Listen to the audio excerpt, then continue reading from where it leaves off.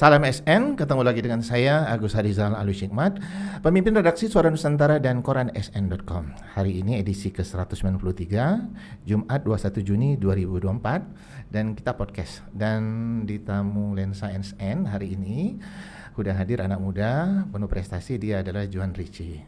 Halo, nama saya Juan Richie, saya umurnya 22 tahun dan saya orang Palembang.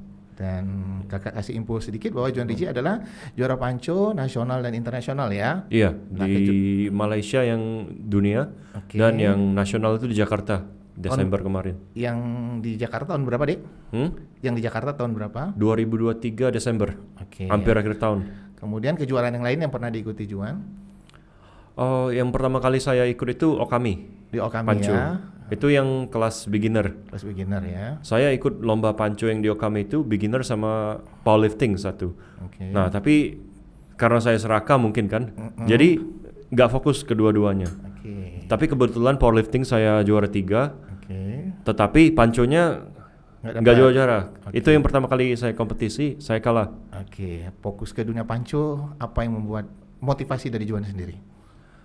Yang pertama-tama saya pernah panco sama atlet panco di gym itu. Boleh sebut namanya? Iya, yang Kak Yayan namanya. Kak Yayan, Nah, jadi si Kak Yayan ini atau biasa dipanggil Kohagai.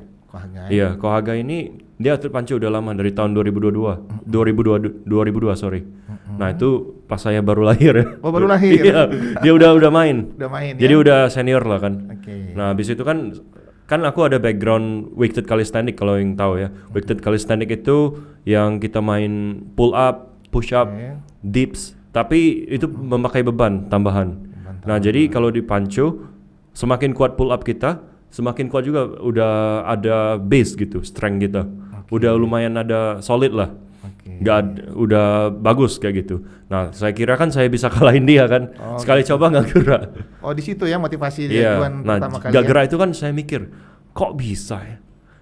Sekali aku lihat latihan dia kan, kan kalau panco penting banget kan biceps sama wrist gitu, wrist. Jadi pergelangan tangan kita ini harus benar-benar kuat, bukan cuma tangan doang. Tapi saya dulu mikirnya tangan doang. Kalau lengan doang yang kuat, aku bisa kalahin semua orang gitu. Ternyata enggak. Ternyata kita punya pergelangan tangan untuk mentransfer power kita dari lengan, sorry. Jadi dari situ saya tanya-tanya dia, belajar. Karena informasi panco di Indonesia masih minim kan. Bukan di Indonesia aja sih, di luar juga. Belum ada edukasi kayak gimana sih cara kuatin panco gitu. Yang resmi ya, tapi kita dapatnya otodidak aja mungkin ya, belajar sendiri ya. Iya, otodidak. Cuman di YouTube apaan sekarang udah mulai banyak. Ya. Tapi belum ada yang spesifik. Soalnya panco kan dibagi jadi 2 bagian, Kak. Yang bagian pertama itu bagian kekuatan. Bagian kedua itu bagian teknik. Nah, bagian teknik ini kita nggak bisa dapetin dari kita main gym biasa. Itu harus pegang tangan orang sama di meja panco. Jadi agak spesial. Jadi udah berapa tahun Juan menekuni dunia panco sendiri? Saya mulai dari 2023 Januari. Jadi sekitar 1,5 tahun lah ya. 1,5 tahun ya. Sempat belajar di luar negeri juga ya Juan ya? Iya, itu. Boleh dicerita di sini? Nah, saya cerita dulu ya. Yang saya ketemu Kohaga itu di tahun 2022 bulan 7 kalau nggak salah, bulan 7 bulan 8. Nah, di situ saya kayak masih ngobrol-ngobrol tapi belum latihan panco spesifik. Iya, paling cuman kayak latihan bicep doang gitu. Dulu kan saya yang jarang main bicep kan, males kan. Nah, jadi saya dari situ udah main. Habis itu akhir tahun 2022 saya ke Singapura. Nah, bertemu dengan tujuannya awalnya bukan mau sparring panco ya. Mau tahun baruan aja gitu kan. Tahun baruan. Nah, tapi kebetulan ada orang nomor 1 Indonesia panconya, Tommy Suryawardani. Dia kebetulan mau ke Singapura juga. Jadi saya kontak dia kan, ngechat kan dari Instagram.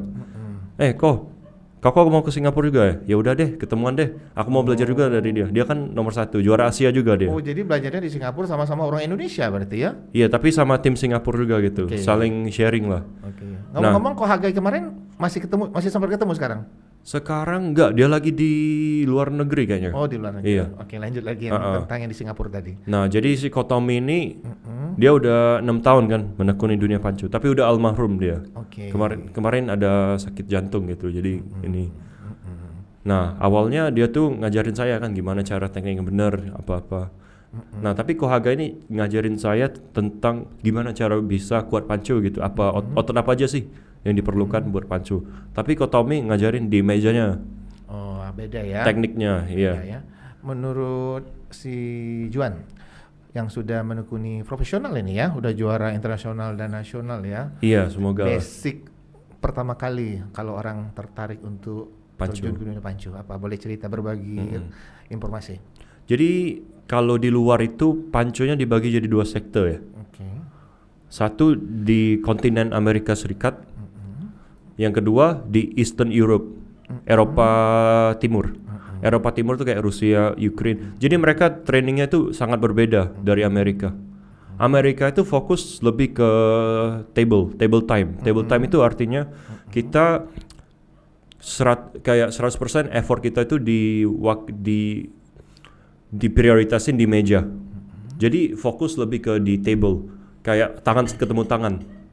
Tapi kalau Eastern Europe mereka lebih fokus ke gym. Jadi semakin kuat tangan kita kan di meja kan buat dites gitu. Nah, jadi menurut saya yang paling benar adalah kita harus nge-gym kayak biasa dulu, kayak bodybuilding dulu misalnya. Basicnya itu ya. Basic ya bodybuilding. Jadi kalau kita udah ada frame-nya udah gede, kayak kita udah ada power dikit gitu. Iya, Tapi ya. Iya, jadi sambil latihan di gym juga yang spesifik pancu, contohnya wrist, terus rotasi, bicep, hammer, itu penting semua. Penting ya. Juan sendiri mulai dari usia berapa itu? Yang fitnessnya ya? Oh, fitness. Dari umur 14 saya. 14. Sekarang 22 ya? Iya, baru masuk 22. Baru masuk 7 tahunan lah ya? Iya, 7 hampir 8 lah. Dan pancu setahun lebih lah ya? Setahun, iya. Oke. Kalau minat anak muda Kota Palembang, karena kita tinggal di Kota Palembang ya, Juan, tentang dunia pancu. Silakan. Minat anak muda maksudnya? Iya. Oh, jadi kalau anak muda di Palembang itu ada komunitasnya juga. Oke. Itu biasa kami sparring hari Minggu di Arya Duta. Tiap minggu. Rutin. Nah, jadi saya saranin buat anak-anak muda Palembang yang mau ikut pancu, saya sarankan untuk bergabunglah dengan komunitas kami di Arya Duta.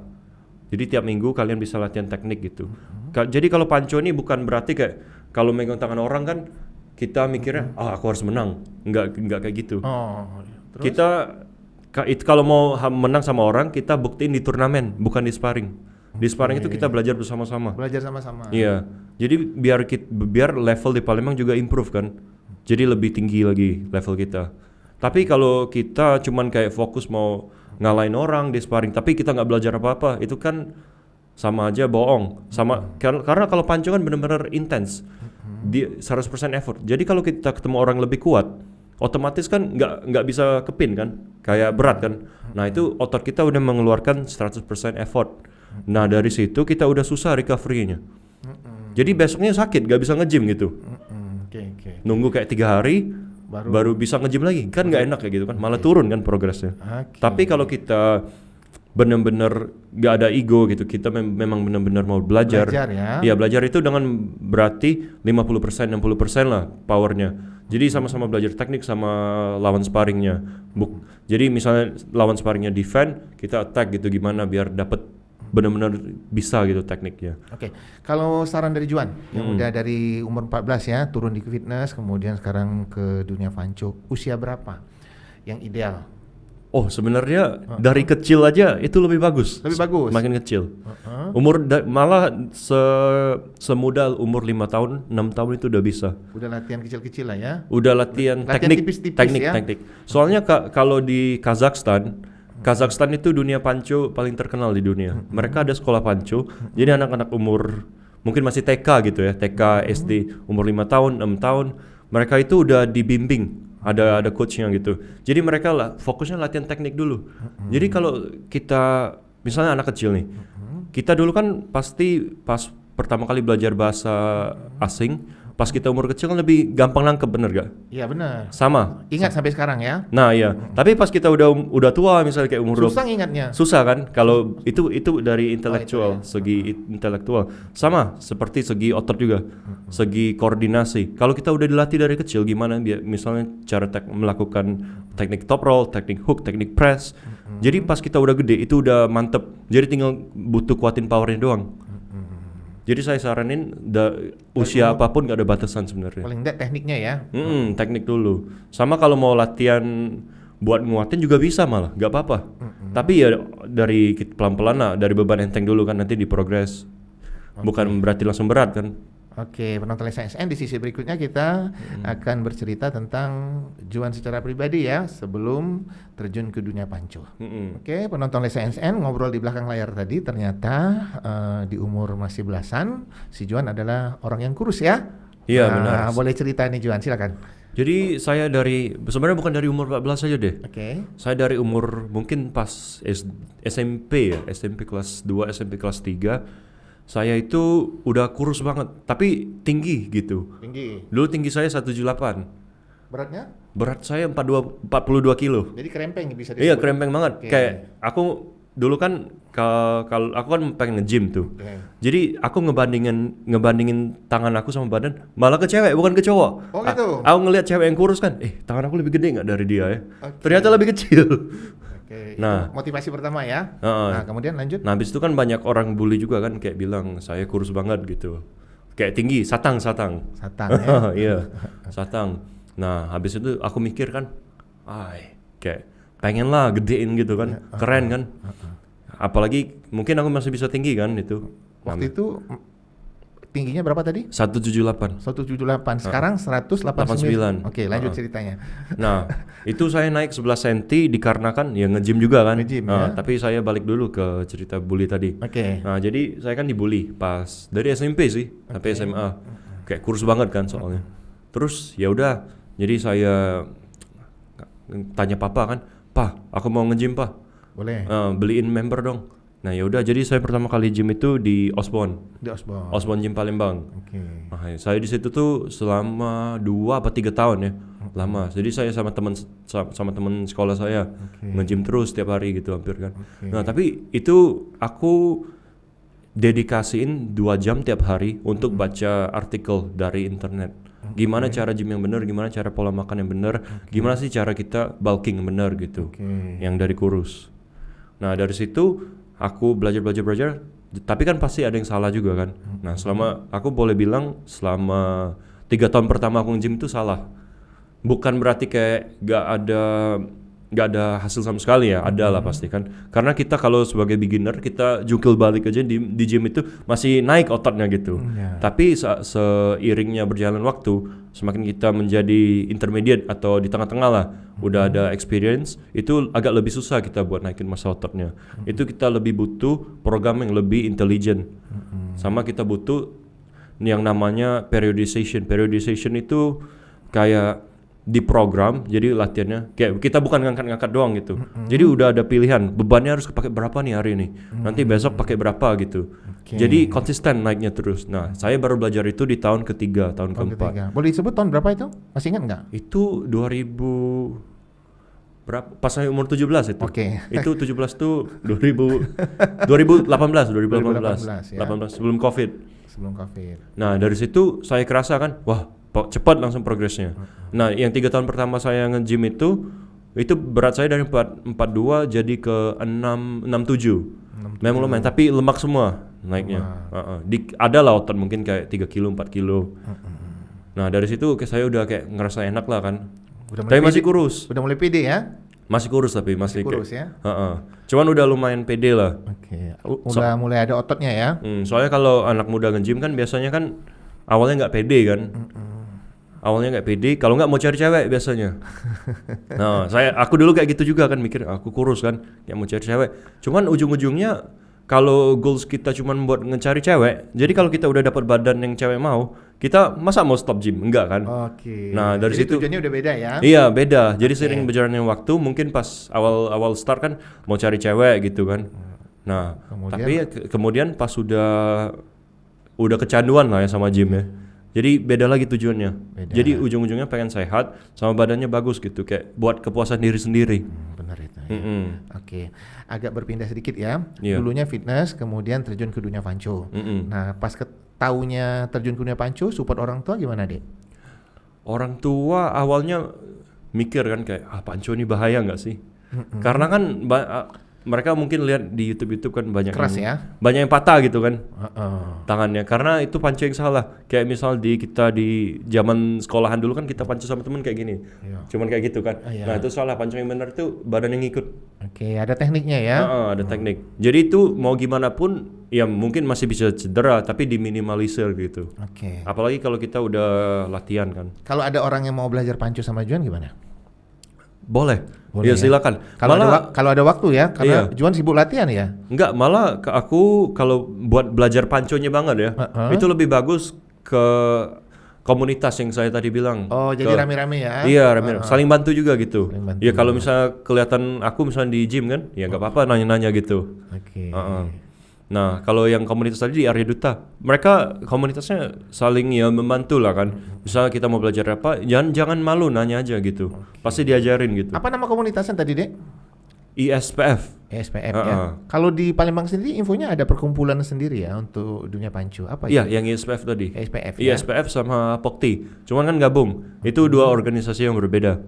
Yang ISPF ini yang didirikan oleh Kotomi, yang almarhum tadi, nomor 1 Indonesia. Oke. Itu yang organisasi baru. Tapi ya kami latihannya gabung lah. Gabung ya. Iya, soalnya sama-sama Palembang gitu, nggak apa-apa. Satu saudara ya. Mm-mm. Oke, penonton SN, saat ini Juan Richie sedang intensif latihan ya. Selama seminggu 4 kali ya. Seminggu, memang saya dari pas umur 20 itu seminggu 4 kali terus latihannya. Oke. Untuk apa nih? Ada kompetisi nih kayaknya. Oh iya, kalau yang ini lagi persiapan buat Okami. Okami, Ada kompetisi panco di hari Minggu 23 Juni nanti. Oke, yang penonton 2 hari SN, lagi ya.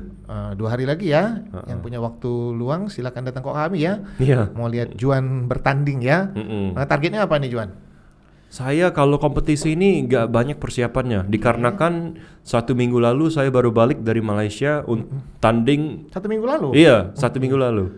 Oke. Tanding super match. Super match itu saya lawan satu orang, ya itulah kebanggaan Malaysia juga. Oke. Jadi tanding, tapi saya kalah itu 3-2 skornya. Oke, yang di Okami sendiri bagaimana untuk partnernya untuk pertandingan ini nanti? Udah ketahuan?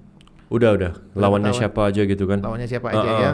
Kalau saya kompetisinya di open class Oke. pro. Jadi itu kelas 80 yang beratnya 85 ke atas. Oke ya. Nah, jadi persiapan saya buat yang ini, saya ingin cuman mau se-fresh mungkin gitu, show up-nya ke situ karena gak ada waktu lagi buat latihan. Minggu ya? Soalnya kalau panco itu kita butuh tendon. Tendon itu lebih lama recovery-nya dari otot. Oke. Jadi kalau otot kan kita misalnya main bicep apaan kan 2 hari 3 hari kan udah sembuh kan. Nah, tapi kalau tendon untuk 100% lagi butuh 2 minggu. Oke, dan penonton SN info tentang Juan Richie nanti yang ikut bertanding nantikan di koransn.com ya. Kebetulan ini saya ditemani tim kreatif Afriandi dan Dedi ya. Nanti Koran SN menurunkan tim ya. Oh iya, boleh. Untuk di Terima kasih. pertandingan apa ini ya? Okami. Panco ya. Iya, Okami ya. Okami. Oke, kita masih bersama Juan Richie ngobrol tentang dunia panco ya. Tapi kita ngobrol ringan ya kali ini ya.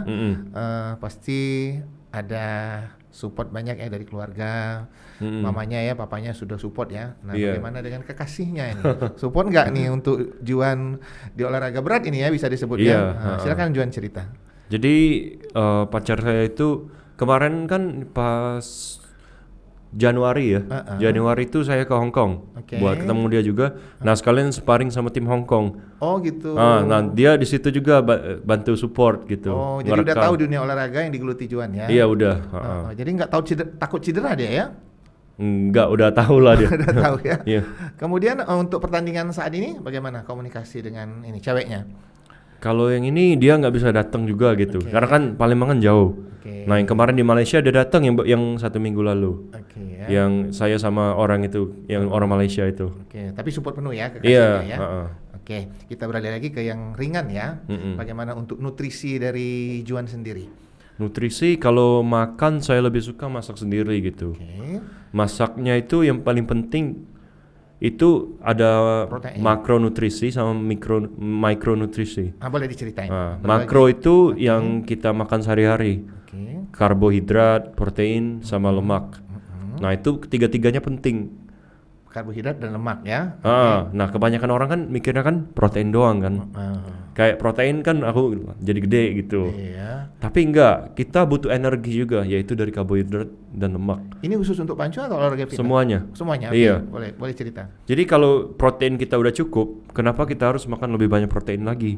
Kita harus malah kan itu kan semua nutrisi kan ada kalori masing-masing. Jadi kalau protein itu ada kalori, karbohidrat itu ada kalori juga.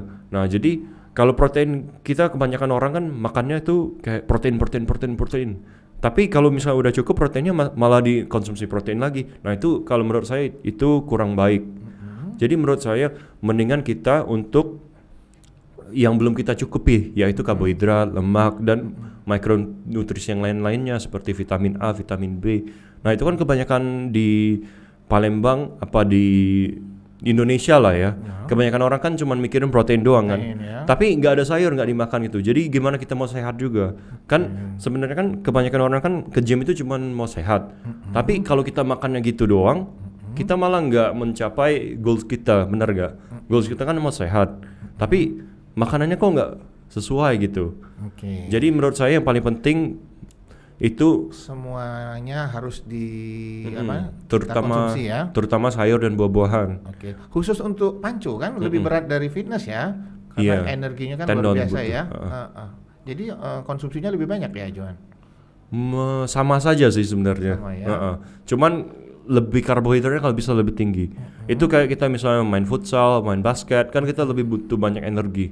Energi itu kita dapetin dari karbohidrat. Protein memang ada energi, cuman nggak se-efficient karbohidrat. Jadi kalau karbohidrat kita tinggi, bukan berarti kita jadi gendut ya. Kan kita gerak tetap, kecuali kita nggak gerak sama sekali gitu. Nah baru kita jadi gendut. Ya, kita cerita tentang pendidikan seorang Juan ya. Di samping menekuni dunia olahraga, Juan barusan lulus kuliah ya? Iya baru boleh cerita nih kuliah. Gimana nih Juan? Dari kuliah ya? Kuliahnya kemarin di Malaysia juga. Makanya kebetulan saya dapat banyak ilmu dari latihan sama tim Malaysia juga. Yang pancu. Antara latihan sama kuliah mengganggu nggak nih? Sih. Enggak ya? Boleh cerita untuk berbagi pengalaman bagi anak muda. Soalnya kalau kuliah saya kan jaraknya itu cuman 5 menit dari gym. Jadi dekat banget. Jadi pulang kuliah langsung nge-gym gitu? Iya, kalau enggak tergantung ada kelasnya. Jadi misalnya hari Senin kelas aku kan ada jam 9 sampai 10, satu lagi jam 2 sampai jam 3 misalnya. Nah saya di tengah-tengah itu saya nge-gym, sesuaiin lah, fleksibel gitu. Saya nge-gym kan paling 1,5 jam sampai 2 jam maksimal. Jadi pasti cukup lah, habis itu makan kan. Enggak ganggu sama sekali. Saat ini Juan Richie nge-gymnya di Okami Fitness ya? Iya di Okami. Dan hampir setiap hari ya ketemu Kak Agus ya? Iya Pak. Pagi kalau nggak malam ketemu. Pagi malam ya. Dan Juan Richie kesehariannya kalau latihan keras ya, penonton SASN ya. Penonton SASN kebetulan obrolan hari ini kita dihadiri tim kreatif Afriandi dan Dedi ya. Mungkin Dedi ada yang mau ditanya, silakan Dedi. Ya Kak, Juan badan tubuh sebesar itu agak ada orang yang disegani nggak terkait apabila lagi beraktivitas di luar nah itu kan. Kemudian di teman-teman tongkrongan segala macam dan kehidupan lifestyle anak muda saat ini, Juan merokok atau tidak atau gimana untuk menghindari pergaulan-pergaulan yang anak muda kekinian gitu. Silakan Juan. Nah, jadi aku jawab yang badan besar dulu. Badan besar ya. Nah, jadi dulu kan aku kurus tuh Kak. Yang tinggi 178. Nah, itu kan Wong malah ketawa jinggo aku. Kurus krempeng ya. Aduh, ini Wong ini digocol sekali nyampak itu. Kalau sekarang pas nengok Wong lah ngeri duluan ya. Kalau dulu tuh aku kasih review lah ya, yang dari cowok sama dari cewek. Nah, pas aku kursus dulu tuh, Wong jinggo aku ya kalau dari cowok tuh kayak tidak dianggap serius lah. Misalnya aku ngomong apa, Cak, budak ini apa dia lah, cak itu. Dianggap lah ya. Nah, kalau cewek kan jinggonya ketawa be, cak itu. Nah, kalau sekarang jadi rebutan ya. Lanjut John. Nah, kalau sekarang tuh aku ngerasa kayak misalnya aku temu Wong nggak kenal nih. Nah, jadi orang yang nggak kenal ini bakal mikirnya aku tuh kayak baik apa gitu, segan jadi otomatis segan. Karena manusia kan kayak first impression itu penting. Oke. Jadi kayak kita nilai orang tuh kan pasti dari kayak dia nih cak mano bentuknya. Oke. Nah, jadi aku ngerasa kayak wong lebih respect sama aku. Lebih respect ya, bukan takut ya. Respect beda. Oke, kalau yang merokok tadi pertanyaan Dedi, merokok nggak Juan? Kalau ngerokok enggak. Enggak ya. Aku papaku kan ngerokok, cuman aku enggak karena bawanya kan udah nggak enak banget, sama turun performa nanti di gym. Oke. Makanan yang dihindari oleh Juan. Saya lanjut pertanyaan Dedi ya. Oh iya. Makanan yang dihindari Juan sekarang untuk Makanan. menjaga performa biar sehat. Nah, kalau makanan dihindari, aku cuma ada satu sih, Apa itu? junk food. Karena kalau junk food kan minyaknya banyak itu. Oke. Sama kayak gak enak habis makan, kayak bloated, perut kayak langsung begah ini. ya kalau bahasa Kayak pusing langsung. nggak enak badan lah Karena nutrisinya dikit tapi kalorinya banyak. Oke. Makanya orang makan junk food langsung jadi gendut banyakan kan. Nah, tapi kalau masalah gula, aku usahain gula aku cuman sekitar 40 sampai 45 gram lah sehari. Sehari ya. Cuman kan gula itu perlu juga, bukan berarti kita nggak boleh konsumsi gula sama sekali, apalagi kalau kita beraktivitas gitu. Untuk energi ya. Iya, energi. Tapi bukan berarti kita harus konsumsi gula yang nggak sehat. Contohnya kayak minuman soft drink. Minuman itu sekali kita lihat gulanya itu hampir 50 gram satu kaleng. Makanya kebanyakan orang jadi obesitas karena mereka minumnya bisa 4 kaleng sehari. Jadi 200 gram dong gulanya. Iya. Nah, jadi kalau menurut aku gula yang sehat itu dari buah. Misalnya kita makan buah mangga kan itu udah ada gulanya sendiri, tapi gula natural alami. Nah, itu yang gula aku maksud, bukan gula yang nggak sehat yang tambahannya. Ya, ini apa namanya, informasi untuk anak-anak gym juga ya. Iya, Ternyata gula penting juga untuk energi ya. Tapi orang takut kan karena bisa gendut atau gimana. Tinggal nilai jumlahnya ya. Jumlahnya dibatasin aja. Oke, penonton Lensa SN, tak terasa udah di sesi terakhir kita ngobrol dengan Juan Richie, juara Panco Internasional.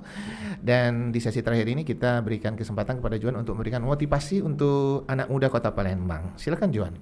Nah, kalau saya ada banyak nih motivasinya. Silakan Juan. Yang pertama itu buat anak-anak yang kurus. Oke. Kalau anak-anak kurus ini biasanya kan mereka tuh pengen badannya gede kan. Satu. Karena kebanyakan orang Palembang kan banyak yang kurus kan. Apalagi anak-anak SMA, SMP. Nah, aku saranin nggak usah takut untuk mulai nge-gym. Bukan kan banyak kan orang takut, apalagi yang orang masih remaja. Karena mereka takut nggak tinggi lagi kalau nge-gym. Enggak. Aku kan malah nambah tinggi tuh 11 cm.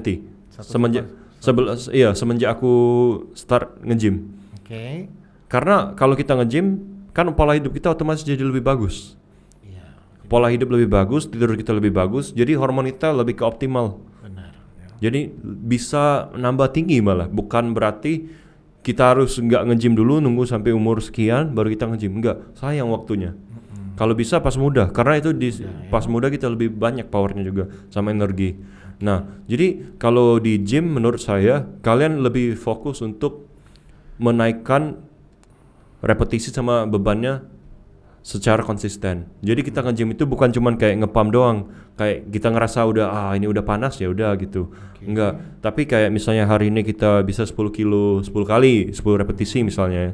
Nah, nextnya itu kalian coba dapetin 10 kilo kali 11 kali. Tapi kebanyakan anak-anak muda sekarang kan mereka cuman kayak main sampai panas doang, gak ada catatannya gimana. Nah, kalau saya saranin kalian butuh catatan, dicatat hari ini main apa misalnya. Terus main apa aja gitu, beban berapa, repetisi berapa, setnya berapa kali. Ada story-nya ya. Jadi kalau kita udah catat, jadi kita tahu, oh kemarin aku misalnya main bench press bisa 60 kilo kali 5 gitu, 3 set 5 rep misalnya. Ya udah, artinya next session ya, sesi berikutnya kita harus naikin dong, dengan cara naikin repetisinya. Jadi 60 kilo tadi kita mainin 3 set kali 6. Jadi kali 6 rep. Jadi pelan-pelan naikin. Lama-lama badan kalian juga bisa kebentuk sendiri gitu. Jadi kalau kita cuma nge-pump doang, cuman kayak pas sampai panas, kita nggak ada roadmapnya secara konsisten tuh kita mau gimana. Jadi kalau gym ini yang kalian harus tahu, semakin kuat kita di repetisi yang menstimulus otot, semakin gede badan kita, semakin kita kuat. Ototnya semakin ngembang. Tapi kalau kita cuma ngepanasin doang kan belum tentu nambah kuat gitu. Makanya kita harus progresin pelan-pelan gitu. Itu pesan saya sih buat anak muda. Motivasi yang lain yang secara umum mungkin Juan? Cara umum, kebanyakan orang juga kan misalnya kurus nih, tapi perutnya buncit, bener gak? Iya. Apalagi yang gendut-gendut kan otomatis pasti buncit kan. Iya. Nah itu kalian misalnya nggak ada waktu pun, kalian nggak harus, misalnya nggak bisa nge-gym nih, kalian jogging aja itu udah mantap. Udah bagus ya. Bukan jogging aja, kayak jalan aja gitu, kayak jalan biasa. Itu saya saranin 10.000 steps seharinya. Jadi kebanyakan orang kan misalnya kerja kantor nih kalian. Ini bukan buat yang anak remaja doang ya, buat bapak-bapak juga, ibu-ibu yang kerja kantor misalnya. Mereka kan pasti duduk terus nih. Mereka jadi step count-nya dikit. Kayak sehari itu paling jalannya 1000 steps. Nah, coba dinaikin nih ke 7.000, 8.000 dengan porsi makan yang sama, otomatis badan kamu pasti turun beratnya badannya secara otomatis tanpa nge-gym. Oke. Ini ilmu berharga dan masukan untuk anak muda Kota Palembang ya tentang pergaulan sendiri. Juan silakan memberikan masukan positif untuk anak muda. Kalau pergaulan saya saranin kalau bisa jangan ngerokok. Oke. Walaupun ya penduduk Indonesia kan 70%-nya ya, 70-80%, saya lupa ya statistiknya, tapi 70-80% itu perokok. Jadi kalau bisa hindari rokok, apalagi anak muda. Kalau kalian mau tinggi, badannya sehat, apalagi masih puber kan, masih itu. Nanti kalian nyesel pas sudah dewasa. Kalian nggak bisa lagi tinggi misalnya udah umur 20-an gitu kan. Sayang kan kalau nggak maksimal potensinya. Kita rajin olahraga tentunya ya. Iya, rajin olahraga, tidur paling penting. Tidur yang cukup. Kalau sehari berapa hari tidur? Ini ngobrol lagi akhirnya. Oh iya.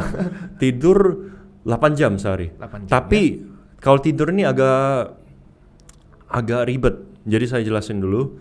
Kalau tidur ini kebanyakan orang kan ngomong 8 jam itu cukup kan. Tapi 8 jam itu seberapa bagus kualitasnya, itu yang penting. Kualitas ya. Kualitas.